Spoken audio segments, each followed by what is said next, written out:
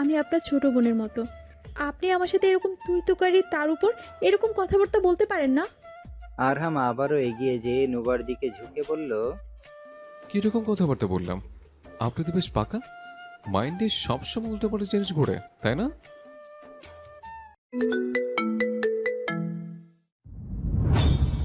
ওর আম্মু কোথায়? অন্তত পক্ষে এটা বল।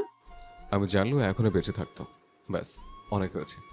এসব ফালতু চিন্তা বাদ দিয়ে রুমে যাও। আমিনা এবার বেশ রাগী কণ্ঠে বলল।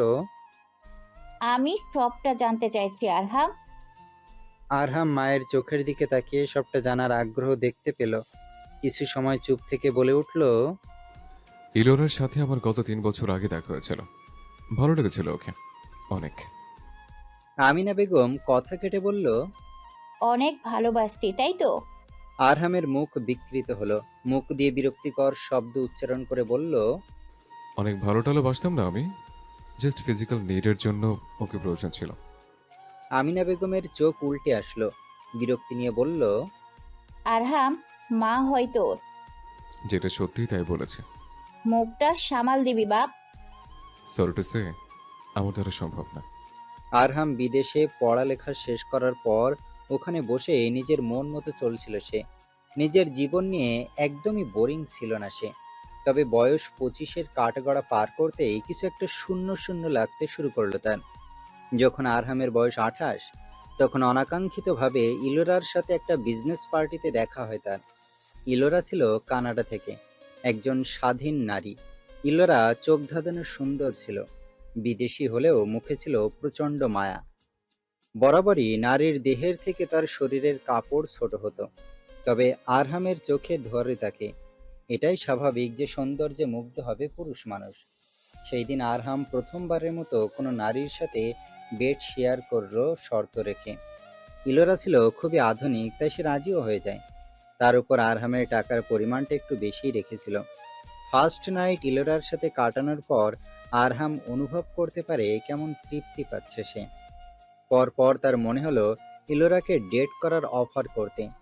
যেই ভাবা সেই কাজ।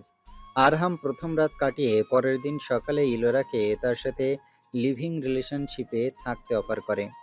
ইলোরাও আরহামের বেড পারফরমেন্স খারাপ লাগেনি। তার উপর তার এখন অত্যন্ত রিচ একজন বিএফ দরকার ছিল। ইলোরা আরহামের শর্তে রাজি হয়ে যায়। অতঃপর তারা লিভিং রিলেশনশিপে থাকতে শুরু করে, একদম স্বামী স্ত্রীর মতো।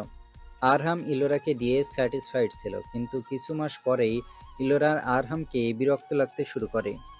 কারণ আরহাম তার মতো করে তাকে চলতে বলতো। সে যা বলবে তাই হবে। বাড়ি থেকে বের হতে পারবে না। যেখানে যাবে তার সাথে যাবে। এই ড্রেস পরতে পারবে না, ওই ড্রেস পরবে না, এরকম। ইলোরার আরহামকে কেমন অস্বাভাবিক লাগতে শুরু করে। কথার অবাধ্য হলে গায়ে হাতও তুলতে শুরু করেছে আরহাম। রাতের ব্যবহারও পরিবর্তন হয়।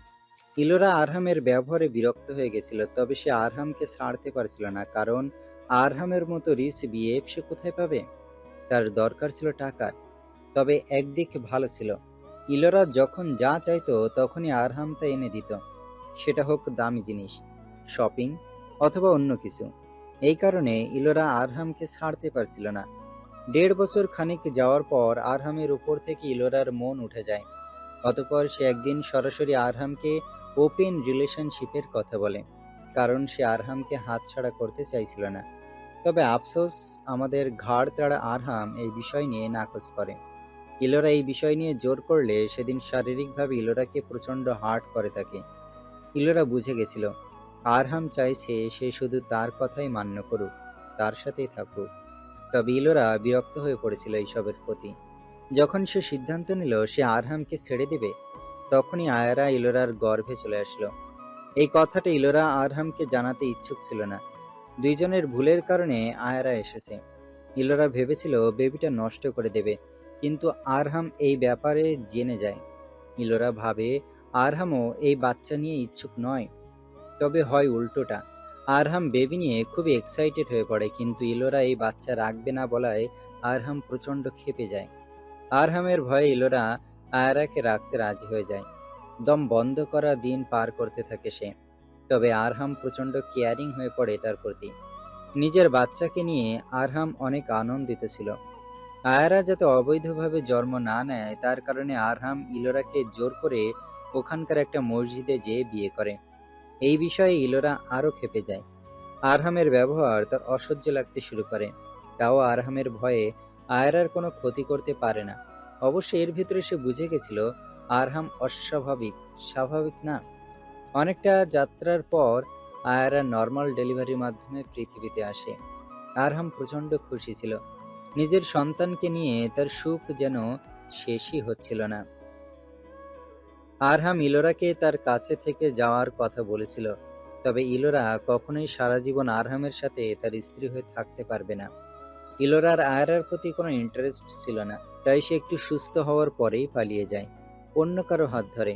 ইতিমধ্যেই সে ভালো একজন পেয়েছিল যে ইলোরার মন মতো চলবে। ইলোরাকে কারো মন মতো চলতে হবে না। আরহাম বিষয়টা জানতে পেরে প্রচণ্ড রেগে যায়, তবে ছোট্ট 1-2 সপ্তাহ আয়রাকে সামলাতে হিমশিম খাচ্ছিল, যার ফলে ইলোরাকে খোঁজার সময় পায়নি। আয়রার মাসখানিক হতেই তখন আবার আমিনা কল করে বাড়িতে ফেরার জন্য। আরহাম বুঝতে পারছিল না কি করবে, তবে তার মনে হলো বাড়িতে গেলে অন্ততপক্ষে তার মা এই ছোট্ট বাচ্চাটাকে সামাল দিতে পারবে, কারণ সে বাচ্চাদের ব্যাপারে কিছুই জানতো না। অবশ্য সে অনেক কিছু শিখেছিল, তবে তা কাজে লাগাতে পারছিল না। অতঃপর মেয়ের কথা ভেবে আরহাম দেশে ফিরে আসে। না হলে তার কোনো ইচ্ছাই ছিল না দেশে আসার। সব শুনে আমিনা বেগম স্তব্ধ হয়ে গেল। তার মানে বিয়েটা শুধু আয়রার জন্য হয়েছে? আর কেমন মেয়ে মানুষ, বাচ্চাটার জন্য মায়াও হলো না, রেখে চলে গেল। সকাল সকাল নুবা লিভিং রুমের সোফায় বই হাতে বসে আছে। আরশি সামনে বসা। কাল থেকে টিচার আসবে, তবে এবার নুবার মাথায় টেনশন ঢুকে গেছে। পড়ালেখা করতে হবে। আরশি মুখ গুমড়ো করে বসে আছে। পরনে বেবি পিঙ্ক কালার কুর্তি, সাথে ওড়না। বেশ সুন্দর লাগছে তা দেখে। আরশিকে এভাবে দেখে নুবা মনে মনে বেশ খুশি হচ্ছে। নুবাকে মিটমিট হাসতে দেখে আরশি এগিয়ে এসে নুবার হাত থেকে বই নিয়ে তারই মাথায় বাড়ি মেরে বলল, তুই আমার দিকে চেয়ে এভাবে হাসছিস কেন? নুবা শুকনো ঢোক গিলে ঠোঁট বাঁকিয়ে বলল, না মানে এমনি, তোমাকে সুন্দর লাগছে আর কি। আরশি মুখ বাঁকিয়ে বলল, তোর জন্য সব হয়েছে কুত্তি, এবার ফেল করবি তুই, একদম ফেল। আরশির কথা শুনে নুবার মুখ শুকিয়ে গেল। নুবা হতভম্ব হয়ে বলল, তুমি আমাকে এরকম অভিশাপ দিতে পারো না। আরশি বুকে হাত গুজে ভাবনা চিন্তা করে বলল, তাহলে কিরকম দেব? একটু গালে হাত দিয়ে ভাবনা চিন্তা করে বলল, হ্যাঁ, একটা বুড়ো জামাই পাবি তুই, খাটাস, যে সব সময় তোকে জ্বালাবে, তোর মন মতো কিছু করতেও দেবে না। তখন বুঝবি মন মতো কিছু করতে না দিলে কেমন লাগে, যেমন আমার লাগছে, কুর্তি পরে পরে ঘুরতে হচ্ছে, হাহ, ঠিক তেমন। বলেই পরনের ওড়না ঝাড়া মেরে সোফায় বসলো আরশি। গুনগুন করে উঠল। নুবা বই নিজের মুখের ওপর চেপে ধরে বলল, তোমার দ্বিতীয় অভিশাপ রিটার্ন বাসে ফেরত নাও, প্রথমটা ঠিকই আছে। আরশি নুবার কথায় মিটমিট করে হাসলো। তাদের কথোপকথনের ভেতরে আরহাম একদম রেডি হয়ে নিচে নামলো। তাকে দেখে আরশি আর নুবা সুন্দর করে সুশীলভাবে সোফায় বসলো। আরহাম এদিকে এগিয়ে আসতে দেখে আরশি ঠোঁটে ঠোঁট চেপে উঠে অন্যদিকে চলে গেল। নুবা বই নিয়ে বসে রইল। পড়ার ভান করলো সে। আরহাম এসে সোফায় শরীর হেলিয়ে দিয়ে ঘাড় কাত করে নুবার দিকে তাকালো। নুবা এক পলক সেদিকে তাকিয়ে বিড়বিড় করে বিরক্তি নিয়ে বলল, হিটলার। বলে এই বই মুখে চেপে ধরে উঠে চলে যেতে লাগলো। তখনই আরহাম বলে উঠল, রেজাল্ট ভালো না হলে আবারও ক্লাস 6-এ ভর্তি করে দেওয়া হবে। For information, this is to inform you that এই বাড়িতে সবার ফলাফল খুবই ভালো। নুবা যেতে শুনেও না শোনার ভান করে মুখ বাঁকালো। আরহাম আবার বলে উঠল, কোনো মতে টেনে টুনে পাশ করলে মিস নোবারুর রহমানকে বিয়ে বাড়ি থেকে বিদায় করা হবে। কথাটুকু শুনে নুবা বিড়বিড় করে বলল, ভালোই হবে, জল্লাদের চোখের সামনে পড়তে হবে না, যত সব আমাকে ভয় দেখাচ্ছে। হেলাল মির্জা, মিস্টার সৈকত আরও কয়েকজন মিলে বসে আছে। সামনে স্ক্রিনে একজন ভদ্রলোক কথা বলছে, সেটাই সবাই মনোযোগ দিয়ে শুনছে আর দেখছে। মিনিটখানেক পর কনভারসেশন শেষ হলে কলের ওই পাশের ব্যক্তি বলে উঠল, But we're meeting today at 12. We'll finalize the deal then. সবাই মাথা ঝুঁকে হ্যাঁ বলল। কল কাটতে হেলাল মির্জা বলে উঠল, অনেক বড় পার্টি, লোকটা বিদেশি কোম্পানির সাথে হাত আছে, এই প্রজেক্টটা ওনাকে দিলে আমরা বড় একটা অ্যামাউন্ট পাবো। সৈকতের পাশে বসা আরেকজন বলে উঠল, কিন্তু স্যার, মিস্টার আরহাম যদি এটা জেনে যায়? হেলাল মির্জা ঠোঁট বাঁকিয়ে হেসে বলল, যতক্ষণে জানবে ততক্ষণে কাগজপত্র সাইন করে এই টেন্ডার আমার সাইনের কাছে বেঁচে দেওয়া হবে। নিশ্চিন্তে থাকো। নোবা আয়রাকে নিয়ে বসে আছে। আজকে আয়রাকে সাথে করে নিয়ে যায়নি। ঘন্টাখানিকের ভেতরে ফিরবে আরহাম, তাই নিয়ে যায়নি। আমিনার কাছে রেখে গিয়েছিল মেয়েকে, তবে আমিনা নুবার কাছে ধরিয়ে দিয়েছে। নুবা শুয়ে আছে বুকের ওপর। আয়রা অনাবর নুবার বুকে 2 হাত চাপড়ে মুখ দিয়ে শব্দ করছে, আর নুবা বিড়বিড় করে তার সাথে কথা বলছে। নুবা আয়রাকে হাসতে দেখে মাথা ঝুঁকিয়ে বলল, আপনার বাপ তো একটা তার ছিঁড়া। আপনি নিশ্চয়ই আম্মুর মতো হয়েছে, সুইট কিউট দুষ্ট, তাই না পাখি? আয়রা শব্দ করে হাসল। নুবা আয়রার নাকে নাক ঘষে অনেকগুলো চুমু খেল, বুকের সাথে আগলে নিল তাকে। এত কিউট দেখলে টুপটাপ চুমু খেতে ইচ্ছা করে। নুবা আয়রাকে বিছানায় শুয়ে অনেক অনেক চুমু দিল, আর আয়রা খিলখিল করে হেসে উঠল। সবাই অনাকাঙ্ক্ষিত জায়গায় দাঁড়িয়ে মিস্টার সাইনের জন্য অপেক্ষা করছে।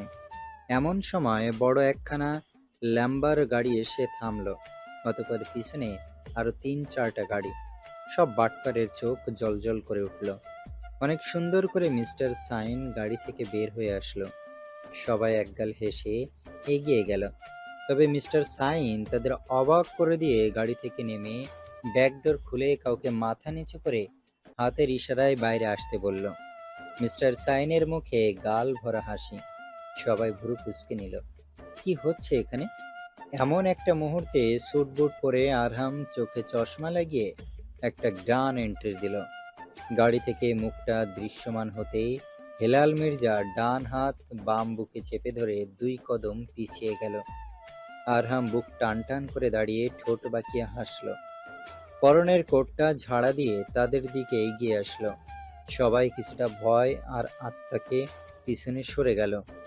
আরহাম এগিয়ে এসে ঠোঁট বাঁকিয়ে বলল, thank you for welcoming me so nicely. Helal মির্জার মাথা ঘুরে উঠল। শেষ পর্যন্ত যার থেকে টেন্ডার কেড়ে অন্য কাউকে বেচতে চাইল, অতঃপর ঘুরে ফিরে তার কাছেই বেচল। হেলাল মির্জা পাশে দাঁড়িয়ে থাকা শুভকে ঝাড়ি মেরে বলল, এই তোর বিদেশি কোম্পানির সাথে তাল্লুক? শুভর মুখ বিকৃত হলো। সে কিছুই বুঝতে পারছে না। হেলাল মির্জা এক গালে হাত দিয়ে বসে আছেই। এইমাত্র ভাইয়ের ছেলের হাতে কেলানি খেল সে। আরহাম হেলাল মির্জাকে একটা থাপ্পড় মেরে রোলিং চেয়ারে বসিয়ে রেখেছে। হেলাল মির্জা কিছু একটা বলতে গেলেই আরহাম পিছন ফিরে হেলাল মির্জার বুক বরাবর এক লাথি মেরে দিল। লাথির ঠেলায় হেলাল মির্জা চেহার সহ দেওয়ালে যেয়ে বাড়ি খেল। আরহাম এগিয়ে যেয়ে হেলাল মির্জার গাল চেপে ধরে বলল, জানোয়ার, তোমার কত বড় সাহস আমার বাপের কষ্টে পানি ফেলতে চাস? আজ থেকে তুই টের পাবি আমি কি চিনিস। দুপুর দিকে আরহাম বাড়ি ফিরল। বাড়িতে ফিরেই আগে আয়রার খোঁজ লাগালো। তার মন বলছিল নুবার কাছেই আছে আয়রা, তাই কোনো দিক পাস না ভেবে নুবাদের রুমের সামনে যেয়ে দাঁড়ালো। ভেতর থেকে আয়রার মুখের শব্দ ভেসে আসছে। আরহাম মুচকি হাসল। নুবা সোজা হয়ে শুয়ে আছে, বুকের ওপর আয়রা। তবে প্রায় 3-2.5 মাসের আয়রা হেসলে নুবার মুখের ওপর উঠে অত্যাচার চালাচ্ছে। নুবার ফুলো গালগুলোতে বারবার ঠোঁট ছোঁয়াচ্ছে, আবার মুখে ভরে নিচ্ছে। এদিকে নুবা চুপচাপ শুয়ে অন্য হাত দিয়ে মোবাইল দেখছে। আয়রা তার ছোট্ট ছোট্ট হাত দিয়ে নুবার চোখ মুখে হাত ঢুকিয়ে দিল। নুবা একটু ব্যথা পেয়ে আম্মু উচ্চারণ করল। পরপর আয়রার হাত সরিয়ে দিল। তবে দুষ্টু আয়রা নুবার বাম পাশের গাল মুখে পুরে শব্দ করছে। তার মুখের লালা দিয়ে নুবার গাল ভরে গেছে। নুবা তবুও চুপ। এখন থামলেই কান্না শুরু করে দেবে। এক পর্যায়ে আয়রার মুখের লালা গাল বেয়ে নুবার কানের ভিতরে চলে গেল। নুবা ফাল দিয়ে বাম পাশে কাত হয়ে গেল। কানে হাত দিয়ে অন্য হাত আয়রাকে আঁকড়ে ধরে বলল, বাল, কি করলি এটা? এই বলেই ওড়না দিয়ে কানের ভেতরে আঙুল ঢুকিয়ে পরিষ্কার করে নিল। এদিকে বুকের ওপর থেকে সরিয়ে দেওয়ায় আয়রা ঠোঁট ফুলিয়ে কেঁদে উঠল। নুবা ওড়না দিয়ে গাল মুছে মোবাইলের দিকে তাকিয়ে বলল, এরকম পচা বাবুকে আমি কোলে নেই না, কান্না করবি না। কিন্তু আয়ারা কি শুনলো?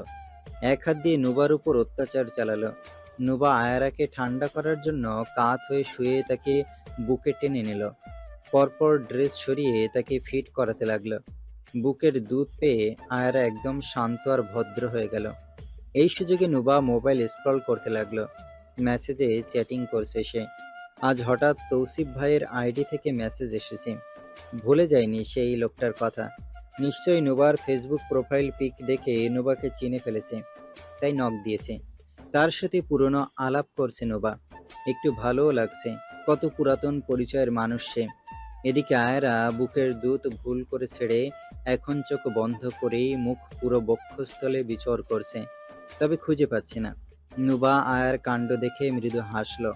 পরপর তাকে নির্দিষ্ট স্থানে এনে বলল, চোখ বন্ধ করে বলছে অন্ধকার, পচা মাইয়া। আয়রা আবারও দুই হাত দিয়ে নুবাকে আঁকড়ে ধরে পেট ভরতে ব্যস্ত হলো। এর ভেতরে টুং করে মেসেজ আসলো। কোন কলেজে পড়ো তুমি? মাঝে মাঝে দেখি সি রোড দিয়ে যেতে। নুবা মুস্কি হেসে রিপ্লাই দিল, খুঁজে বের করেন ভাইয়া, ওখানে কয়েকটা কলেজ আছে। এখানে তো একটাই কলেজ, তাহলে কি গ্রিনফিল্ড ইন্টারন্যাশনাল কলেজে পড়ো? হুম, ঠিক ধরেছেন। তৌসিফ কিছু সময় চুপ থেকে রিপ্লাই দিল, তাহলে তো আমরা দেখা করতে পারি, আমার অফিস সামনেই তো। হ্যাঁ, তবে কয়েকদিন পর এইচএসসি। ও, তা তোমার পরীক্ষা শেষ হোক। আরও একরকম ছোট ছোট কথাবার্তা বলতে লাগলো। মুখে মুচকে হাসি ফুটে উঠল। এতদিন পর তৌসিফ ভাইকে যে তাকে মনে রেখেছে, এটাই অনেক। আরহাম এত সময় সবকিছু পর্যবেক্ষণ করলো। অতঃপর নিজের রুমে চলে গেল। আরহাম শাওয়ারের নিচে দাঁড়িয়ে আছে। প্রায় 2 মাস সে দেশে ফিরেছে, তবে কিছুর পরিবর্তন না হলেও নুবাকে তার কেমন একটা লাগে। অদ্ভুত এক অনুভূতি যেন মনে এসে বহন করে। তবে সে নিজের এই সুন্দর জীবনে আর কাউকে জড়াতে চায় না। নুবা অবাক হয়ে তাকিয়ে আছে। তার ভাবনার ভেতরে আরশি এগিয়ে গেল আর বলল, আসসালামু আলাইকুম ম্যাম, কেমন আছেন? সামনে দাঁড়িয়ে থাকা রমণী সালামের উত্তর দিয়ে বলল, আলহামদুলিল্লাহ ভালো, তুমি? এই তো ম্যাম, খুবই ভালো। ওদের কথোপকথনের ভিতরে আমিনা বেগম এগিয়ে আসলেন। সাথে সাথে তার চোখ জ্বলজ্বল করে উঠল। সামনে দাঁড়িয়ে আছে একটা মেয়ে। আরশি থেকে শুনেছে বয়স 30-এর ঘরে, 28 চলছে, কিন্তু দেখে বোঝার উপায় নেই। দুধে আলতা গায়ের রং, হাঁটু পর্যন্ত সিল্কি চুলগুলো বেনি করে সামনে এনে রেখেছে। পরনে কারো রঙের 3 পিস, মাথায় ওড়নাটা হালকা করে দেয়া। লম্বা আনুমানিক 5 ফুট 4 হবে। চোখগুলো মায়াবী, ঠোঁটগুলো গোলাপি, হাতের আঙুলগুলো পুতুলের মতো। মেয়েটার সৌন্দর্য দেখে আমিনা বেগম টাসকি খেলেন। কিছু সময় চুপ থেকে এগিয়ে যেয়ে বললেন, আরশি, এটা কে? আরশি মায়ের চাহনি দেখে বুঝতে পারল ম্যামের সৌন্দর্য দেখে তার মাও মোহিত। আরশি গলা ছেড়ে কেসে বলল, ওই যে আমার ম্যাম, আব্বু না তোমাকে বলেছিল নুবাকে পড়াতে এসেছে? মেয়েটা আমিনা বেগমকে সালাম দিয়ে বলল। কেমন আছেন আন্টি? আমিনা বেগম একগাল হেসে বলল, আলহামদুলিল্লাহ মা। আরশি থেকে তোমার কথা অনেক শুনেছি। ভাবনার থেকেও বেশ মিষ্টি তুমি। মেয়েটা লজ্জা পেল। আমিনা বেগম এগিয়ে এসে বলল, নামটা কি তোমার? মেহেজাবিন পরি আহমেদ। আমিনা বেগম ঠোঁট হেলিয়ে হেসে বলল, একদম নামের মতোই তুমি। পরিবেশ লজ্জা পেল। আমিনা বেগম নুবার দিকে ইশারা করে বলল, ও আমাদের ছোট মেয়ে, ওকে পড়াবে, এদিকে আয়। নুবাকে হাতের ইশারায় ডাকল। নুবা এগিয়ে এসে দাঁত কেলিয়ে সালাম দিল, আসসালামু আলাইকুম ম্যাম। ওয়ালাইকুম আসসালাম, ভালো আছো তো? হ্যাঁ ম্যাম, আলহামদুলিল্লাহ। আমিনা বেগম হেসে বলল, তুমি বসো মা, আমি নাস্তা নিয়ে আসি। অনেক আগে আরশি পরীর কাছে পড়তো, তবে আমিনা বেগম কখনো দেখেননি পরীকে, কারণ আরশি কোচিং করতো তার কাছে। জানাশোনা দেখেই নুবার জন্য তাকে রাখা হয়েছে। পরীরা মধ্যবিত্ত, ছোট্ট একটা পরিবার তার। 2 বোন তারা, বাবা সরকারি চাকরি করে। পরী পড়ালেখা শেষ করেছে কোনো মতে, এখন বাবার কষ্ট ঘুচাতে টিউশনি করায়। অবশ্য আগেও করাতো। আমিনা বেগম চায়ের কাপ ট্রেতে রাখতে রাখতে বলল, তোর ম্যাম বিবাহিত নাকি আরশি? আরশি দীর্ঘ নিঃশ্বাস ফেলে বলল, না, কেন? ছেলে বউ বানাবে? আমিনা বেগম মুচকি হেসে বলল, মন্দ হয় না। এমন লক্ষ্মী একটা ছেলের বউ পেলে, এমন একটা মেয়ে যদি আমার ছেলের বউ হতো। আরশি ভ্রুকুচকে বলল। কিন্তু তোমার তো আর ছেলে নেই। আমিনা বেগম একগাল হেসে বলল, নেই, কে বলেছে? দেখি, বললেই তো আর হলো না। বলেই আমিনা বেগম হালকা নাস্তা নিয়ে পরীর সামনে রাখল। আরশি মুখ বিকৃত করে বলল, ওই পাগল মহিলা মনে হয় ম্যামকে বড় ভাইয়ের বউ বানানোর কথাই ভেবেছে। ছি, একটু ভালো হবে না? বাসার সবাই পরীর সৌন্দর্য দেখে টাসকি খেয়েছে। মনে হচ্ছে আকাশ থেকে পরী নেমে এসেছে। এত সুন্দর মেয়ে কি করে হয়? এতটা সুন্দর। নুবা একটু পরে পড়ছে আর একটু করে পরীর দিকে তাকাচ্ছে। আসলেই সুন্দর, গলার কণ্ঠটাও মিষ্টি। এদিকে আমিনা বেগম তখন নাস্তা দেওয়ার বাহানায় পরীর থেকে অনেক কিছু জেনে নিয়েছেন। এই নিয়ে ঈশিতার সাথে আলাপ করছে। এদিকে ঈশিতার হিংসে হচ্ছে, তার শাশুড়ি তাকে রেখে কি অন্য মেয়ের প্যাচাল শুরু করছে। এই নিয়ে ঈশিতা দীর্ঘ নিঃশ্বাস ফেলে বলল, আম্মা, আমাকে কি আপনার কম সুন্দর মনে হয়? মেয়েটা এতটাও সুন্দর না যতটা আপনি ভাবছেন। আমিনা বেগমের মুখ কালো হয়ে গেল। বুঝতে পারলো ছেলের বউ তার অভিমান করেছে, তাই বলে উঠল, এই বাড়ির সব থেকে সুন্দর মেয়ে আমার ছোট ছেলের বউ, বুঝলে ঈশিতা? ঈশিতা মুখ বাঁকিয়ে একটু লজ্জা পেল। সে চায় না পরী কোনোভাবে এই বাড়ির বউ হোক, কারণ আসলে পরী অনেক সুন্দর। পরী নুবাকে কিছু গুরুত্বপূর্ণ টপিক বুঝিয়ে দিতে লাগলো। তবে নুবা পড়া রেখে পরীর দিকে তাকিয়েছে। তার মনের ভেতরে প্রজাপতি উড়ছে। এত সুন্দর মায়া তার ম্যাম। উফ, ভাবলেই খুশি খুশি লাগছে। পরী নুবাকে এভাবে তাকাতে দেখে মিষ্টি হেসে বলল, আমার দিকে তাকিয়ে না থেকে পড়ো। নুবা গালে হাত ঠেকিয়ে বিড়বিড় করে বলল। আপনি অনেক সুন্দর ম্যাম। পরী একটু লজ্জা পেয়ে বলল। পড়ো। নুবা কথা না শুনে বলল, প্লিজ ম্যাম, এভাবে কোনো ছেলের সামনে যাবেন না, না হলে ছেলেটা ফিদা হয়ে মরে যেতে পারে। পরী খিলখিল করে হেসে উঠল আর বলল। তুমি তো বড্ড দুষ্টু। নুবা দুই হাত নিজের বাম বুকে চেপে ধরে বলল, ইস, কি হাসি! আপনি পড়ালে আমার পড়ায় মনই বসবে না। পরী হাতে থাকা কলম দিয়ে কিছু লিখতে লিখতে বলল, একটু বেশি হয়ে যাচ্ছে না? আচ্ছা ম্যাম, আপনার কাছে যারা পড়ে সবাই ফেল করে, তাই না? পরী ভুরুকুচকে বলল। কেন? এমন কেন মনে হচ্ছে তোমার? নুবা মুচকি হেসে বলল, কারণ আপনার কাছে যারা পড়ে তারা তো আপনাকে দেখতেই ব্যস্ত থাকে, তাহলে পড়বে কখন? পরী নুবার কথায় হেসে বলল। অনেক হয়েছে, এবার পড়ায় মন দেন। কিন্তু নুবা থেমে গেল না। ছেলেদের মতো ফ্লার্ট করে বলল, ইস, আমি যদি ছেলে হতাম আপনাকে বিয়ে করতাম, কেন যে মেয়ে হলাম। পরী হতভম্ব হয়ে বলল, তুমি একটু বেশি বলছো, এতটাও সুন্দর না আমি। নুবা গালে হাত দিয়ে পরীকে চোখ টিপি মেরে বলল, আমার একটা বড় ভাই নেই, তাই আফসোস হচ্ছে। কেন যে নেই, না হলে আপনাকে আমার ভাবি বানাতাম। পরী কপাল চাপড়ে নুবার মাথায় বই দিয়ে হালকা করে বাড়ি মেরে বলল, ছেলেদের মতো মশকরা কোথা থেকে শিখেছো? এখন পিটানি দিব। নুবা খিলখিল করে হেসে বলল, সরি ম্যাম, মজা করলাম, কিন্তু আপনি অনেক মিষ্টি। সবই প্রশংসায় পঞ্চমুখী, তা জানেন। পর্দা করবেন, বুঝলেন? না হলে নজর লেগে যাবে। পরমী গাল ফুলিয়ে হাসল। আসলে আল্লাহ তাকে সব দিক দিয়ে দিয়েছে, সে সন্তুষ্ট, অনেক সন্তুষ্ট। 3টার দিকে পড়াতে এসেছিল পরী, এখন 5টা। সে বাসায় যাচ্ছে, সন্ধ্যা হওয়ার আগে বাড়ি ফিরতে হবে তার। সবার থেকে বিদায় নিয়ে পরী চলে যেতে লাগলো। তবে আমিনা বেগম পরীকে আটকে বলল। শোনো পরি, পরী পিছনে ফিরে তাকালো। আমিনা বেগম একগাল হেসে পরীর গাল ছুঁয়ে বললেন, একা একা যেতে হবে না, এবার থেকে ড্রাইভার তোমাকে দিয়ে আসবে, আবার দুপুরে নিয়ে আসবে। আচ্ছা? পরী কিছুটা বিব্রত নিয়ে বলল, কিন্তু আন্টি। কোনো কিন্তু না, যা বলেছি তাই হবে। পরী মিষ্টি করে হেসে বলল, আচ্ছা। আর সে পরীকে নিয়ে যে ড্রাইভারকে বল দিয়ে আসতে, আমি হাতের কাজটুকু সেরে নিই। আর সে মাথা ঝুঁকালো। চলেন ম্যাম। পরীকে এগিয়ে দিতে আর সে পিছন পিছন আসলো। তখনই আরহাম বাড়ির সদর দরজা দিয়ে প্রবেশ করলো। বাইরে গিয়েছিল সে কোনো একটা কাজে।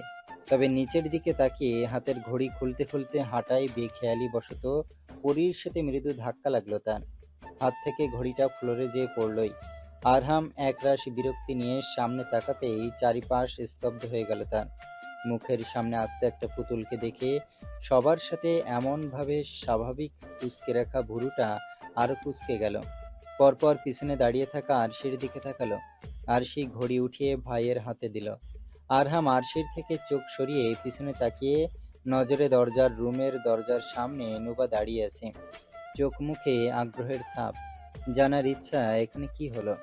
আমিনা বেগমও দাঁড়িয়ে আছে।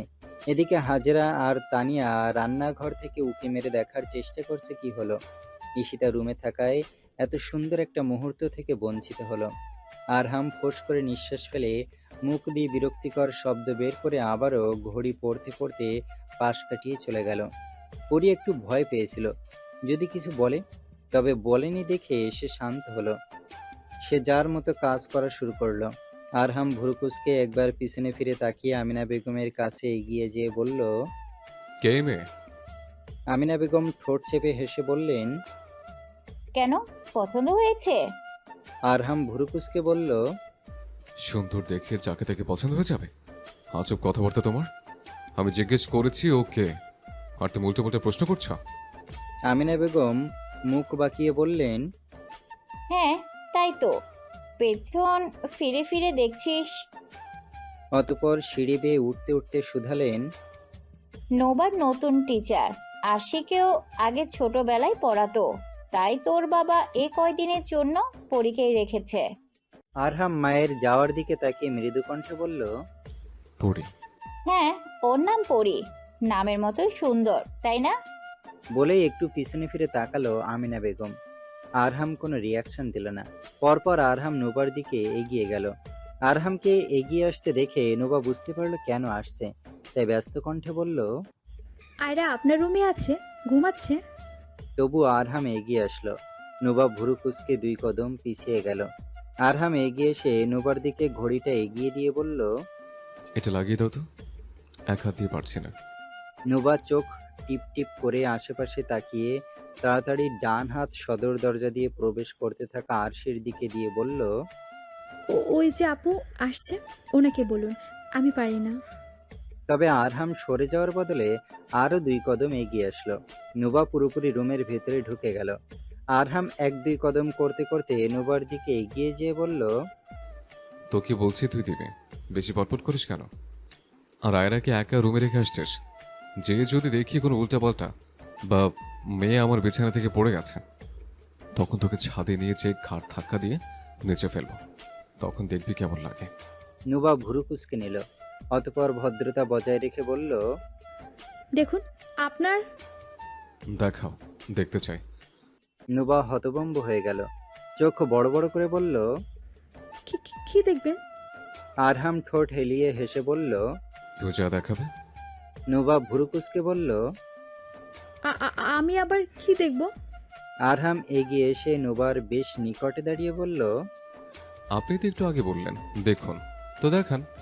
আমি ধৈর্য ধরতে পারি না, যা দেখাবেন তাতে আমি সন্তুষ্ট। নোবা হতভম্ব হয়ে গেল। আরহাম অন্য লাইনে যাচ্ছে তা তার বোঝা হয়ে গেল। নোবা 1 কদম পিছিয়ে যেয়ে বিড়বিড় করে বলল, আমি আপনার ছোট বোনের মতো, আপনি আমার সাথে এরকম তুই তুকারি, তার উপর এরকম কথাবার্তা বলতে পারেন না। আরহাম আবারও এগিয়ে যেয়ে নোবার দিকে ঝুঁকে বলল, কিরকম কথাবার্তা বললাম? আপনি তো বেশ পাকা, মাইন্ডে সবসময় উল্টোপাল্টা জিনিস ঘুরে, তাই না? নোবা 2 পাশে মাথা ঝুঁকিয়ে বলল, না না, একদমই না, ওই আর কি, তাই তো বললাম। আরহাম আরেকটু এগিয়ে এসে নোবাকে কাবার করে নিল। পিছনে পিছনে নোবা আর পিছনেও সরতে পারছে না। আরহাম নোবার 2 পাশ দিয়ে বিছানায় হাত রেখে বলল, কোন দিক দিয়ে আমার বোন মনে হয় তোমাকে? না উচ্চতায় মিলে, না গায়ের রঙে, না অন্য কিছুতে? নোবা সরতে যেয়ে বিছানার উপর বসে পড়ল। চোখ বড় বড় করে বলল, এগুলো কি রকম আচরণ? আমি কিন্তু আপনার এই অভদ্র আচরণ নিয়ে নালিশ করব। আরহাম নোবার কথা শুনে আরো এগিয়ে আসলো। নোবা হতভম্ব, চোখ যেন এখনই কাঠগড়া থেকে বের হয়ে আসবে। আরহাম ফিসফিস করে বলে উঠল, দুপুরবেলা কার সাথে চ্যাটিং করছিলেন? যে মুখ থেকে হাসিই সরছিল না। নোবা আরহামের দিকে এক পলক তাকিয়ে আবারও মাথা নিচু করে নিয়ে ভাবতে লাগলো, কি বলছে এই লোক? কি হলো বলুন তাড়াতাড়ি। নোবার মুখের রং উড়ে গেল। এই লোক কি বলছে, আজব তো। অতঃপর কিছু সময় ভাবার পর নোবার তৌসিফের কথা মনে পড়ল। নোবা ফট করে মুখ তুলে আরহামের দিকে তাকিয়ে বলল, তাতে আপনার কি? আরহাম নোবার কান ঘেঁষে কাছে এগিয়ে আসলো। নোবার নিঃশ্বাস আটকে গেল। আরহামের নাক আর খোঁচা খোঁচা দাড়ি নোবার গালে স্পর্শ করে কান পর্যন্ত গেল। নোবার স্তব্ধ হয়ে গেল, বুঝে উঠতে পারল না কি করবে। আরহাম ফিসফিস করে বলল, আমি যদি আপনার চাচার কাছে নালিশ করি যে পড়ালেখা রেখে কোন ছেলের সাথে আপনাদের আদরের নোবা চ্যাটিং করছিল, তখন কেমন হবে? নোবা মাথা ঝুঁকিয়ে না বলল, কারণ তৌসিফের সাথে তার অনেকটাই দুষ্টি কথা হয়েছে, যা দেখলে যে কেউ মনে করবে তারা রিলেশনশিপে আছে। আসলে এমন কিছুই না, দুই ইতর একসাথে হয়ে জাস্ট জাউরামি করছে। তবে সবাই তো আর বুঝবে না। কম মেসেজ হলেও এটা ভাববে আগের মেসেজ ডিলিট করে দেওয়া হয়েছে। অনেক কিছু ভেবে নুবা বেশ ভয় পেল। এদিকে আরহামের যেন অদ্ভুত লাগছে, সে হঠাৎ করে নুবার কোমর জড়িয়ে ধরল। অনাকাঙ্ক্ষিত কারণ তাকে নুবার কাছে টানল। নিজের নিয়ন্ত্রণ হারালো সে। নুবার কানের পিঠে ঠোঁট ছোঁয়ালো। নুবা হতভম্ব হয়ে গেল, পুরো শরীর ঝিমঝিম করে উঠল তার। আরহাম নুবার গলায় ঠোঁট স্লাইড করলো, তাকে টেনে নিজের সাথে মিশিয়ে নিল। পরপর আরহাম নিজের অস্তিত্ব হারিয়ে ফেলল, যেটা সে কখনোই করতে চায়নি, যা তার নিজেরও ধারণার বাইরে ছিল। আরহাম নুবার গলায় অধর দ্বারা শক্তভাবে চুমু বসালো। আরহামের বাম হাত নুবাকে আরো আষ্টে পিষ্টে ধরল। নুবার বক্ষস্থল যে আরহামের শক্ত পেশিবহুল বুকে ঠেকল। আরহাম নুবাকে আর কাছে টানার জন্য উতলা হয়ে পড়ল। অবাধ্য ঠোঁট দুটো গলা ছেড়ে অধরের দিকে এগিয়ে আসলো। নুবা যখন অনুভব করলো সবকিছু বেলাইনে যাচ্ছে, তখন তার টনক নড়ল। এত সময় সে কিছুই অনুভব করতে পারছিল না, যেন অনুভূতি শূন্য। আরহামের ভারী নিঃশ্বাস তার গলায় পড়তেই তার অস্তিত্ব নড়ে উঠল। নুবা দুই হাত দিয়ে নিজের শরীরের সর্বোচ্চ শক্তি প্রয়োগ করে আরহামকে ধাক্কা দিয়ে নিজের থেকে সরিয়ে দিল। ঘৃণায় তার চোখ দুটো ছলছল করে উঠল, চোখ দিয়ে পানি গড়িয়ে পড়ল তার। আরহাম ইতিমধ্যে অনুভব করলো সে অতিরিক্ত করে ফেলেছে। নুবার দিকে তাকাতেই তার চোখে স্পষ্ট ঘৃণা দেখতে পেল আরহাম। অতঃপর সে এক্সপ্লেন করার জন্য এগিয়ে আসতে চাইল। ডোন্ট মাইন্ড নুবু, অ্যাকচুয়ালি নুবা হাতের ইশারায় আরহামকে থামিয়ে দিয়ে নিজেকে গুটিয়ে নিল। হু হু করে কেঁদে উঠে বলল, আপনি আমার কাছে আসবেন না। আপনারা সবাই খারাপ, সব এক বংশের চরিত্রহীন, সুযোগ নিতে চাইছে। ছি, আমি তো আপনাকে বড় ভাইয়ের মতো ভাবি। আপনাদের মতো পুরুষেরা শুধু কাপুরুষের মতো অসহায় মেয়ের শরীরে কলঙ্কই লাগাতে পারে, কখনোই কলঙ্ক মুক্ত করতে পারে না। শুধু শরীরই চাই এদের, লজ্জাও করে না। এরা পারলে মা বোনকেও ছাড় দিবে না। নুবা নিজে কথাটা বলেই নিজেই হতবাক হয়ে গেল। আরহাম রেগে হুঙ্কার ছেড়ে বলল, নোবা। নুবা শুকনো ঢোক গিলে বলল, চিৎকার করবেন না, বাড়ির সবাই জানলে আমারই সম্মান যাবে। আপনার আর কি, আপনি তো ছি, কাপুরুষ কোথাকার। যে পুরুষ মেয়েদের দেখে নিজের পুরুষত্ব নিয়ন্ত্রণ করতে পারে না, সে আবার কিসের পুরুষ? শুধু পারে শরীরের জোর দেখাতে। আরহাম মারার জন্য তেড়ে আসলো। নুবা ভয়ে চোখ মুখ খিচে নিজেকে গুটিয়ে নিল। মুখ দিয়ে বুক ফাটা কান্নার শব্দ ভেসে আসলো। আরহামের হাত থেমে গেল। কেন জানি আরহাম নুবাকে কান্না করতে দেখে অস্থির হয়ে পড়ল। এই বাড়িতে প্রবেশ করার পর থেকে আর সেদিনের নুবাকে মারার পর থেকে আরহামের কি যেন হয়ে গেছে। সে যেটা না চাইছে তাই হচ্ছে। নুবার ভেতরে এমন কিছুই নেই আকর্ষণ করার মতো, তবু আরহাম নুবার প্রতি কেমন অদ্ভুত ফিল করছে। আজ আসলেই সে আবেগে পড়ে বেশি কিছু করে ফেলেছে, যেটা সে কখনোই চায়নি। আরহাম নিজের রাগ নিয়ন্ত্রণ করে শুকনো ঢোক গিলে এগিয়ে এসে নুবার হাত ধরার চেষ্টা করে বলল, নুবু প্লিজ ডোন্ট ক্রাই, এক্সপ্লেইন। আমি হঠাৎ করেই। নুবা কথা শেষ হওয়ার আগেই ধাক্কা দিয়ে আরহামকে সরিয়ে দিল আর কান্নারত কণ্ঠে বলল, এতদিন সব লিমিটের ভিতরে ছিল। সেই দিন বাগানের ওই ঘটনার পরও আমি সব কিছু স্বাভাবিক নিয়েছি। তবে কেন আপনি এরকম করছেন? সমস্যা কি আপনার? লুচ্চামির একটা সীমা থাকা দরকার। মেয়ে দেখলে মাথা ঠিক থাকে না, তাই না? চরিত্রহীন কোথাকার। ছি এই দিন দেখার জন্য আমি আয়রাকে আগলে নিয়েছিলাম, যে আপনার মেয়েকে বাঁচালো তারই সর্বনাশ করবেন, স্বার্থপর। পর থেমে আবারও বলে উঠল, চুলেন যে আমাকে অপবিত্র করে দিলেন, পারবেন পবিত্র করতে? আপনারা পারেন শুধু অবৈধভাবে আমাদের মতো মেয়েদের অপবিত্র করতে। পবিত্র করার মতো পুরুষ আপনারা না। এই কথাগুলো নুবা আরাফের মতো মানুষদের প্রতারণার শিকার হয়ে একজনের রাগ আরেকজনের উপর ঝাড়ল। অবশ্য ঠিকই আছে, পবিত্রভাবে স্পর্শ করার মুরদ নেই, আছে শুধু অবৈধভাবে ভোগ করার। নুবা কিছু সময় চুপ থেকে ফুঁপিয়ে উঠে বলল, 12 ঘাটের পানি খেতে ভালোই লাগে। বেশি জ্বালা থাকলে 500 টাকায় কত মানুষ দেহ বিক্রি করে, সেখানে যান। আমাকে কেন চোখে পড়ে আপনাদের? মানুষ মনে হয় না নাকি? মানুষ হয়ে অমানুষের মতো কর্ম। নুবা ধিক্কার জানালো আরাহামকে। বরাবরই আরাফের ওই ব্যবহারের পর থেকে সবার উপর থেকে নুবার মন উঠে গেছে। আর আরাহামের এরকম আচরণ দেখে নুবা আজ করতে পারলো কেউ ভালো না, সব পুরুষ চরিত্রহীন। না তাদের ভিতরে কোনো সম্পর্ক আছে, না তারা দুজন দুজনকে ভালো মতো চিনে। তবে কেন আরহাম এমন একটা কাজ করবে? আরহাম চোখ বন্ধ করে দীর্ঘ নিঃশ্বাস ফেলল, কপালে হাত দিয়ে ভাবলো কি করলো এটা সে। নুবা এবার বেশ রেগেই বলল, আপনার মেয়েকে দেখার দায়িত্ব আমার না। না, আপনার এরকম আচরণ বহন করার দায়িত্ব আমি নিয়েছি। যে আপনার লুচ্চে আমি সহ্য করব, আয়রাকে শুধু ফিট করানোর দায়িত্ব আমার। আপনি আমার কাছে আসবেন না, আর কখনো না। দূরে থাকবেন আমার থেকে, না হলে আমি সবাইকে সবকিছু বলতে বাধ্য হব। নুবার কথা শেষ হলো। আরহামের রাগে মাথার রগ ফুলে উঠল। হাতে থাকা ঘড়ি ফ্লোরের শব্দ করে ছুঁড়ে গটগট করে রুম থেকে বের হয়ে গেল। নুবা ফুঁপিয়ে উঠল। হাতে থাকা ঘড়ি ফ্লোরের শব্দ করে ছুঁড়ে গটগট করে রুম থেকে বের হয়ে গেল। নুবা ফুঁপিয়ে উঠল। সবাই খারাপ, এই সমাজের কেউ ভালো না। হারুন মির্জা কাদের থেকে বাঁচাতে নুবাকে এই বাড়িতে এনেছে, যখন বাড়িতে দুটো জলজান্ত অসভ্য চরিত্রহীন মানুষ ঘুরছে। এদিকে হাতের কাজ শেষ করে হাজিরা রুমে এসে দেখলো নুবা মাথা নিচু করে বসে কান্না করছে। হাজিরার বুক স্যাঁত করে উঠল। ছুটে যেয়ে বিচলিত হয়ে বলল, কি হয়েছে? নুবা জাপটে তার মাকে জড়িয়ে ধরে কেঁদে উঠল। হাজিরা অবাক হয়ে গেল। মেয়ের মাথায় হাত বুলিয়ে বলল, কি হয়েছে?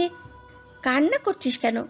নুবার বলতে ইচ্ছে করলো, মা প্লিজ আমাকে এখান থেকে দূরে কোথাও পাঠিয়ে দাও, হোস্টেলে পাঠিয়ে দাও। না হলে আমাকে বিয়ে দিয়ে দাও মা। আমি নিজেকে নিজেই সেফ রাখতে পারছি না। তবে এমন কিছু বলল না সে। মায়ের বুকে মাথা গুজে ক্লান্ত কণ্ঠে বলল, মাথা অনেক ধরেছে, ব্যথা করছে, একটু মাথা টিপে দাও। হাজিরা একটু অবাক হলেন। এইমাত্র সব তো ঠিকই ছিল, আবার কি হলো? আরহাম ঠান্ডা পানি দিয়ে শাওয়ার নিচ্ছে। ভিতরে কেমন টকবক করে আগুন জ্বলছে তার। তার পুরুষত্ব এতটাও ঠুকনো না যে সে কোনো মেয়ের প্রতি এতটা দুর্বল হয়ে পড়ছে। তবে আজ ব্যতিক্রম হলো, আরহামের ইচ্ছা হচ্ছিল নুবাকে নিজের সাথে গেঁথে নিতে। সে যেন কিছু মুহূর্তের জন্য নিজের ভিতরেই ছিল না। এই অল্প সময়ের ভুল নিয়ে সে খুবই চিন্তিত। নিজেকে নিয়ন্ত্রণ করার ক্ষমতা আছে তার কাছে, তবে নুবার সামনে ফিকে পড়ে গেল। আরহাম এইসব ভেবেই দেওয়ালে পাঞ্চ করলো। 2 হাত দিয়ে ঠেলে ভেজা চুলগুলো পিছনে নিয়ে শুকনো ঢোক গিলে বলল, ওয়াই? ঠান্ডা পানির ভেতরে থেকেও নুবার বলা কথাগুলো আরহামের শরীরে আগুন জ্বালিয়ে দিল। সুযোগ নিতে চাইছে সে। আপনাদের মতো পুরুষরা শুরু কাপুরুষের মতো অসহায় মেয়ের শরীরে কলঙ্কই লাগাতে পারে, কখনোই কলঙ্ক মুক্ত করতে পারে না। শুধু শরীর চাই এদের। শুলেন যে আমাকে অপবিত্র করে দিলেন, পারবেন পবিত্র করতে? আপনারা পারেন শুধু অবৈধভাবে আমাদের মতো মেয়েদের অপবিত্র করতে। পবিত্র করার মতো পুরুষ আপনারা না। কথাগুলো কানে বাজতে লাগলো আরহামের। আসলেই সে অনেক বড় ভুল করেছে। মেয়েটার সাথে একটার পর একটা ভুল করছে। আরহাম বড় একটা নিঃশ্বাস ফেলল। আরহামের মাথায় পবিত্র অপবিত্র কলঙ্ক অবৈধ শব্দগুলো ঘুরপাক খেল। অনেকটা গভীরভাবে ছুঁয়ে ফেলেছে নুবাকে, অপবিত্র করে ফেলেছে তাকে। ভেতরটা কেঁপে উঠল তার। কেমন কেমন অনুভূতি হলো, বুকটা ফাঁকা ফাঁকা লাগলো। এই অপবিত্রকে কি পবিত্র করা যাবে? অবৈধকে কি বৈধ করা যাবে? এই প্রশ্নগুলো তার মাথায় ঘুরপাক খেল। তখন অনেকটা রাত। হারুন মির্জার বুকে অবস্থান করছে আমিনা বেগম। স্বামীর সাথে খোশ গল্প করছেন তিনি। গল্প করতে করতে হঠাৎ বলে উঠলেন, পরীকে চিনেন আপনি? ওই যে হ্যাঁ চিনি বাবা, ভারী সুন্দরী মেয়ে। আমিনা বেগম একগাল হেসে বললেন। এমন একটা মেয়ে আমার ছেলের বউ হলে মন্দ হয়?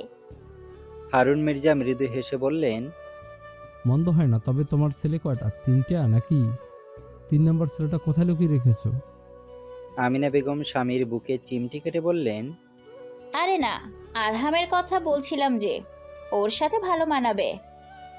হারুন মির্জা কিছু সময় ভাবনা চিন্তা করে বললেন, হ্যাঁ, তবে তোমার ছেলে কি রাজি হবে? সেটা আপনি আমার উপরে ছেড়ে দেন। হারুন মির্জা স্ত্রীর মাথায় হাত বুলিয়ে বললেন, এক দেখায় এত তাড়াতাড়ি কিছু করা ঠিক না আমিনা। বাড়িতে আসুক, কথাবার্তা বলো, মাসখানিক যাক, তারপর না হয় দেখবো। মেয়েটা বড্ড মিষ্টি জানেন তো, আগে জানলে আরাফের সাথে আমি পরীকেই আনতাম। স্ত্রীর কথায় হারুন গম্ভীর কণ্ঠে বললেন, ভুলেও ঈশিতার সামনে এইসব বলবে না, ও কষ্ট পাবে। আরে ধুর, আমি পাগল নাকি? আমি তো মজা করলাম। আমার বাড়ির সব মেয়েই মিষ্টি। ঈশিতা, আরশি, নোবা কেউ কারোর থেকে কম নাকি? সেটাই তো। আর সৌন্দর্য ধুয়ে পানি খাবে যদি মন ভালো না হয়। তবু তুমি আসলে ভালো মন্দ জিজ্ঞেস করো। দুবার পরীক্ষা শেষ হোক, তারপর যদি তোমার ছেলে রাজি হয় তাহলে একটা চেষ্টা করা যায়। মেয়েটাকে আমারও বড্ড ভালো লেগেছে, লক্ষ্মী একটা মেয়ে। সকালবেলা বাড়িতে হইচই পড়েছে। হারুন মির্জা অনেক কষ্টের পর প্রজেক্টটা পেয়েছে। এই টেন্ডার ভালোমতো সম্পূর্ণ করতে পারলে তাদের কোম্পানি 2 নাম্বার থেকে 1 নাম্বারে চলে আসবে। হারুন মির্জা ডিল ফাইনাল করতে পেরে নিজে মিষ্টি এনেছেন। তিনি রাত থেকে চিন্তিত ছিলেন কাল সকালে কি না কি হয়। তবে সকাল সকাল ফোন আসলো, তারাই এই প্রজেক্টটা পেয়েছে। হারুন মির্জা বুঝতে পারছেন না যে এই কাজটা একদম হাতছাড়া হয়ে যাচ্ছিল সেটা তাদের কোম্পানি কি করে পেল। অতঃপর অনুভব করলেন আরহাম হয়তোবা কিছু করেছে তাই, তবে প্রকাশ করলেন না। আমিনা বেগম স্বামীর খুশি দেখে নিজেও বেশ আনন্দিত। সবার হাতে হাতে মিষ্টি পৌঁছে গেল। বাচ্চাদের মতো খুশিতে পাগল হচ্ছেন হারুন মির্জা। তার স্বপ্ন পূরণ হয়েছে। কত মাসের স্বপ্ন ছিল তার। আরাফ সিঁড়ি দিয়ে নামতে নামতে খেয়াল করলো ঈশিতা আর নুবা একসাথে বসে আছে। কেমন ভয় হলো তার, আবার সবকিছু বলে না দেয়। তবে সে জানে এমন কিছুই হবে না। এক পলক বসে থাকা নুবার পা থেকে মাথা পর্যন্ত দেখে বলল, এই মেয়ে কি দিন দিন সুন্দর হওয়ার ওষুধ খাচ্ছে নাকি? উজ্জ্বলতা বেড়েই চলছে আজব। হারুন মির্জা আরাফের হাতে মিষ্টি দিয়ে বলল, খেয়ে নে বাবা, আমার টেন্ডারটা আমরা পেয়ে গেছি। বাবার কথায় ও বেশ অবাক হলো। মিষ্টি মুখে বলে একগাল হেসে বলল, ফাইনালি। নুবারও একটা মিষ্টি মুখে পুরে দেওয়া হলো।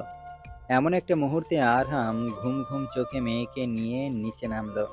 কাল ওই যে রুমে ঢুকেছিল আর বের হয়নি। নুবা আরহামকে আসতে দেখে উঠে রুমে চলে গেল। কালকের পর থেকে আরাফের থেকে আরহামকে বেশি ভয় লাগে তার। আরহাম অনুমান করলো নুবা তাকে দেখেই উঠে চলে গেল। আরহামের ভেতরটা কেমন ফেটে গেল। সে বুঝলো না কেন তার সাথে এমন কেন হচ্ছে। আরহাম নুবার যাওয়ার দিকে তাকিয়ে রইল। অতঃপর আরহাম আয়রাকে নিয়ে তার মায়ের কাছে এগিয়ে যেয়ে বলল, একটু ওকে দিয়ে আসো, তোমা কান্না করছে। আমিনা বেগম ছেলের দিকে ভুরু কুঁচকে তাকিয়ে বললেন, হাতে দেখেছিস কি? এইমাত্র মরিচ ব্লেন্ডার করলাম, তুই একটু দিয়ে আয়, সবাই ব্যস্ত। আরহাম শুকনো ঢোক গিলল। কেমন অনুভূতি হলো তার। কালকে যা করেছে তারপরে মেয়েটার সামনে যে কি করে দাঁড়াবে। অবশ্য সে এরকম না, একটা মুখ কাটা নির্লজ্জ, তবে আজ বিব্রত হচ্ছে তার। আরহাম তাও দীর্ঘ নিঃশ্বাস ফেলে আয়রাকে নিয়ে নুবাদের রুমের দিকে এগিয়ে গেল। নুবা যে পড়ার টেবিলে বসেছিল। রুমে কাউকে ঢুকতে দেখে পিছন ফিরে মানুষটার মুখ দেখতেই নুবার শরীর জ্বলে উঠল।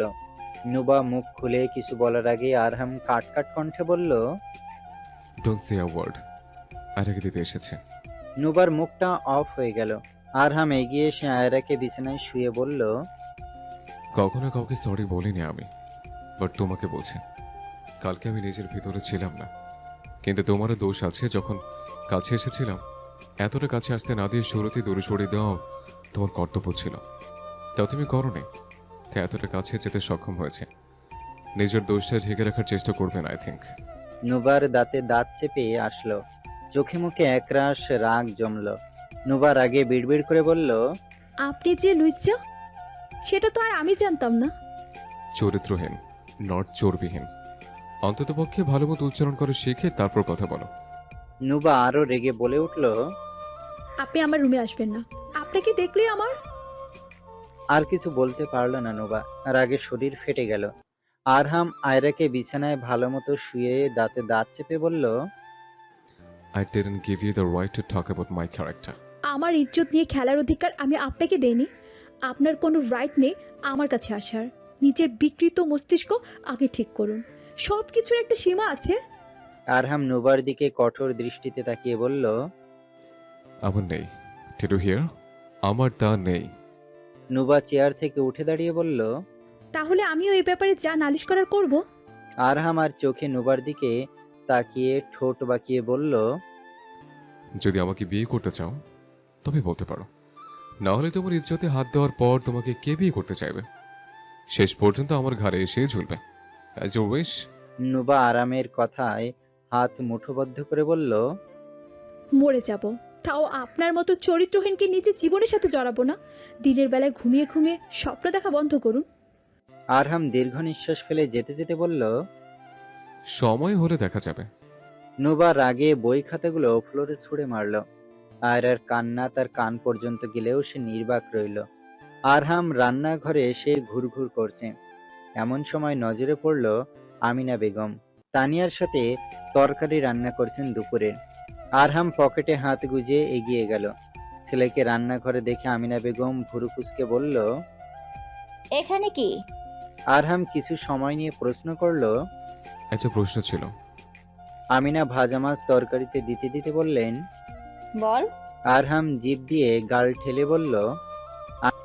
অপবিত্রকে পবিত্র করে কিভাবে? আমিনা বেগম ভুরু কুঁচকে বলল, মানে এক্সপ্লেন করে বল। আরহাম মাথা চুলকে পকেটে হাত গুজে বলল, ধরো তোমাকে কোনো পরপুরুষ ছুঁয়ে দিল, তাই তুমি তাকে বললে অপবিত্র ছোঁয়াকে পবিত্র করতে, তখন এই লোকটা কি করবে? আমিনা বেগম ছেলের প্রশ্নে হতভম্ব হয়ে গেল।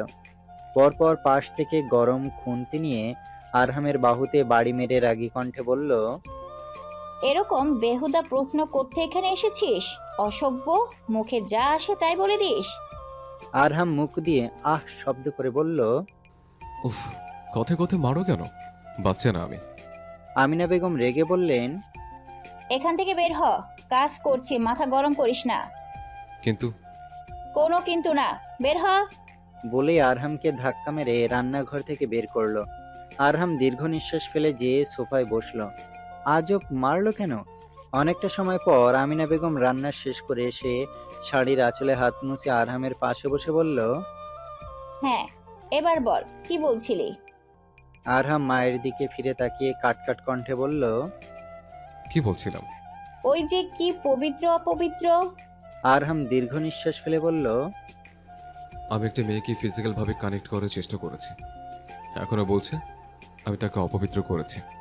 এখন পবিত্র কি করে করব? আমিনা বেগম বড় বড় চোখ করে ছেলের দিকে তাকিয়ে বললেন, কোন মেয়ে?